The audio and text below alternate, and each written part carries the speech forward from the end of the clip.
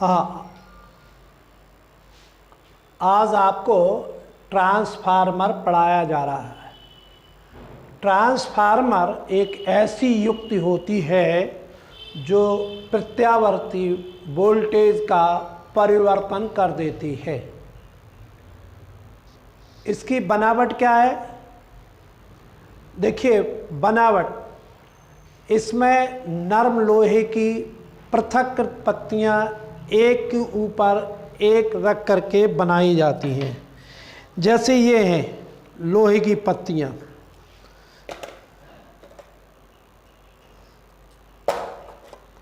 आपको ये लोहे की पत्तियां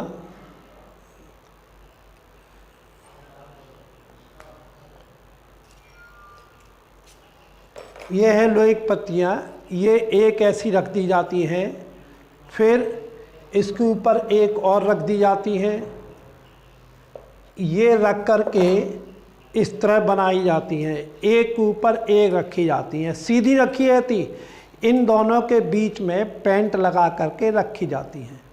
इस तरह रख करके एक लोहे पटलित क्रोड बन जाता है। लोहे पटलित क्रोड, ये लोहे पटलू क्रोड बन जाएगा, अर्थात इस तरह का बन जाएगा। ये बन गया लोहे पटलित क्रोड, पत्तियों का बना हुआ लोहे पटलित क्रोड बन गया। ठीक है, इसके एक सिरे पर माने तांबे के पृथक तारों को लपेट करके कुंडली बनाई जाती है, दूसरे सिरे पर भी ये पृथक कर कर कुंडली बनती। ये क्या है? ये तुम्हारा जो है ट्रांसफार्मर है। अच्छा, ट्रांसफार्मर में एक प्राथमिक कुंडली, एक द्वितीयक कुंडली होती है। ये प्राथमिक कुंडली और द्वितीयक कुंडली, तो ट्रांसफार्मर अपने दो प्रकार के होते हैं, उच्चाई ट्रांसफार्मर, अपचाई ट्रांसफार्मर। उच्चाई ट्रांसफार्मर होता क्या है? ये निम्न वोल्टेज को उच्च वोल्टेज में बदल देता है। इसमें प्राथमिक कुंडली में मोटे और कम फेरे के तार लगे होते हैं तथा द्वितीयक कुंडली में पतले और अधिक फेरे के तार लगे होते हैं। अपचाई में, अपचाई ट्रांसफार्मर, ये अपचाई ट्रांसफार्मर में प्राथमिक कुंडली में पतले और अधिक फेरे के तार लगे होते हैं और द्वितीयक कुंडली में मोटे और कम फेरे के तार लगे होते हैं। ये क्यों मोटे पतले लगाए जाते हैं, इसको जरा समझिए। इसको समझने के पहले थोड़ा ये समझ लो कि ये कहाँ लगाए जाते, कैसे लगाए जाते। जैसे ऐसी डायनामा जहाँ से बिजली बन रही, प्रत्यावर्ती धारा डायनामा, उससे जो बिजली बनती है निम्न वोल्टेज की उच्च धारा होती है, वोल्टेज कम होता है, धारा उच्च होती है। यदि इसी निम्न वोल्टेज को यदि हम तारों में भेज दें तो ये तारों में जो मुक्त इलेक्ट्रॉन होते हैं ये अणु और परमाणु टकराएंगे, अपनी ऊर्जा खो देंगे, तो ये ऊर्जा धीमे धीमे इसकी वोल्टेज कम होता जाएगा, अंत में जाके ख़त्म हो जाएगा।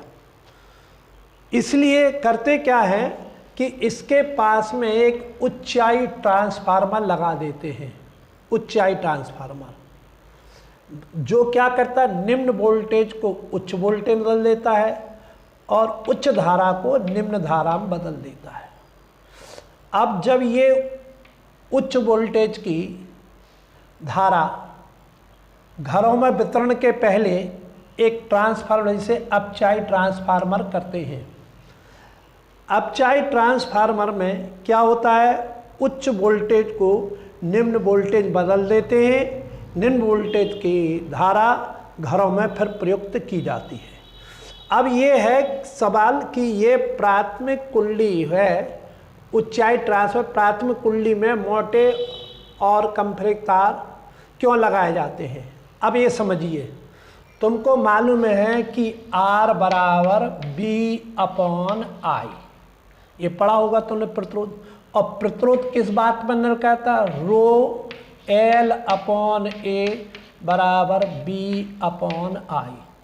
रो क्या है, एक नियतांक है, हटा दिया।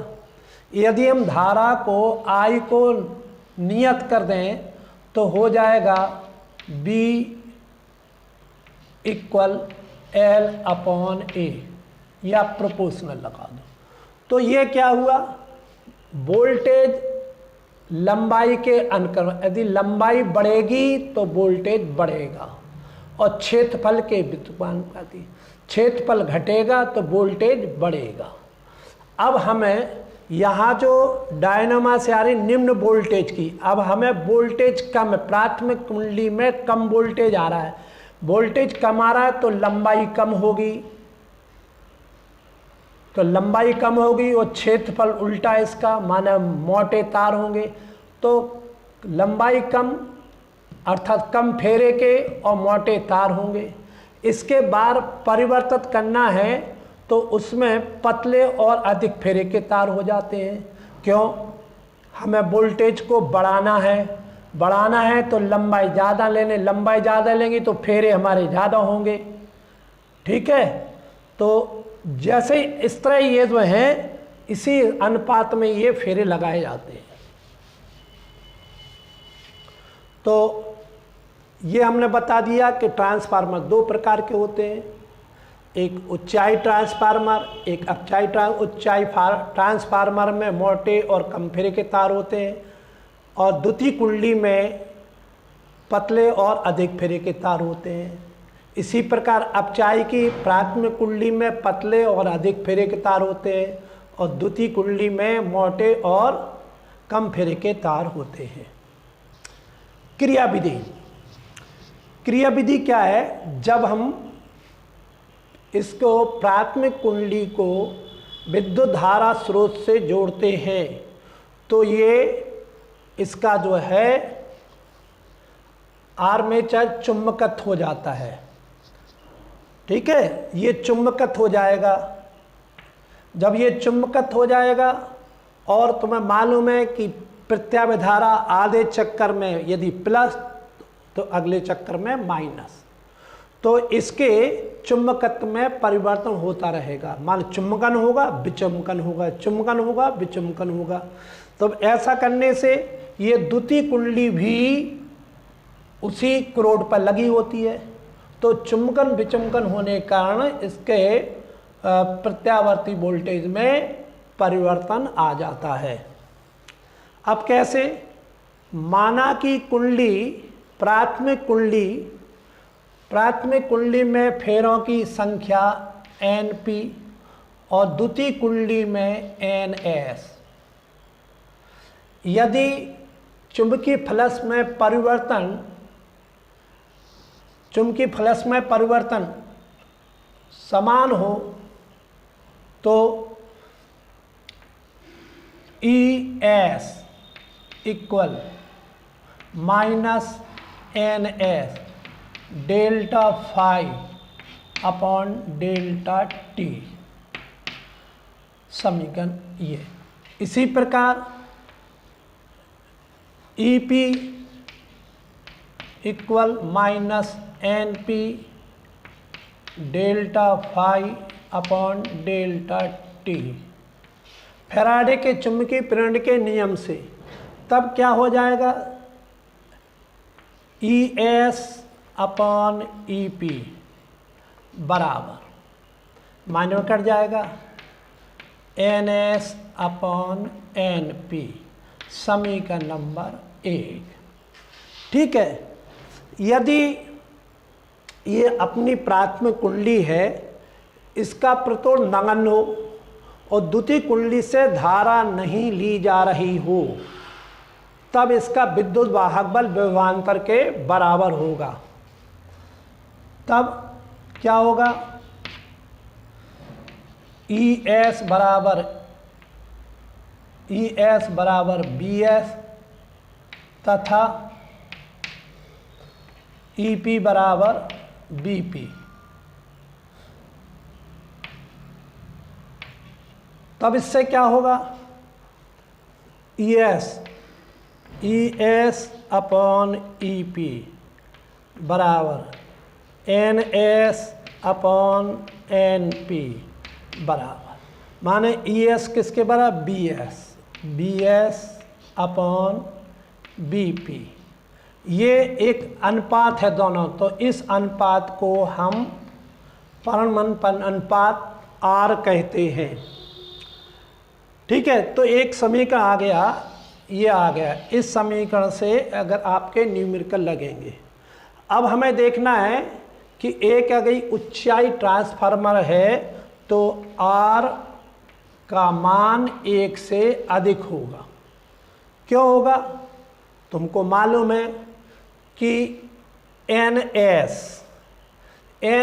में फेरे ज़्यादा हैं, फेरे ज़्यादा, और एनपी में कम फेरे, तो कम का भाग जब ज़्यादा देंगे उत्तर हमेशा 1 से अधिक आएगा। तो क्या होगा? वो ऊंचाई ट्रांसफर। ठीक, और यदि R लेस देन 1, यदि उसका मान 1 से कम होगा तो क्या होगा? वो अपचाई ट्रांसफर होगा। अब हम देखें, यदि ऊर्जा का ह्रास ना हो इन कुंडलियों से, इससे इसमें परिवर्तन करो, उस समय ऊर्जा का ह्रास ना हो। ऊर्जा का ह्रास क्यों नहीं होता है? क्योंकि अपने लोहे पटल कुंडली बनाई थी, लोहे पटल कुंडली बनाने से इसमें ऊर्जा का ह्रास कम होता है और भंवर धाराएं उत्पन्न नहीं होती। भंवर धाराएं लोहे पटल बनाने से, अगर एक लोहे का रख देते तो भंवर धाराएं उत्पन्न होती और ऊर्जा का ह्रास ज़्यादा होता है। इसे लोहे पटल बनाने का यही फायदा है कि इसमें क्या होगा? ऊर्जा का ह्रास कम होगा और भंवर धाराएं भी नहीं उत्पन्न होंगी। ठीक, तो तब क्या होगा? जब इसकी ऊर्जा नष्ट नहीं होगी तो प्राथमिक कुंडली की शक्ति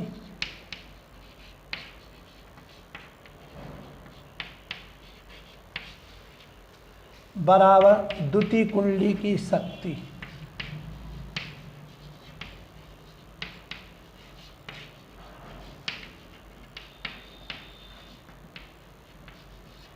अच्छा, प्राथमिक शक्ति P बराबर B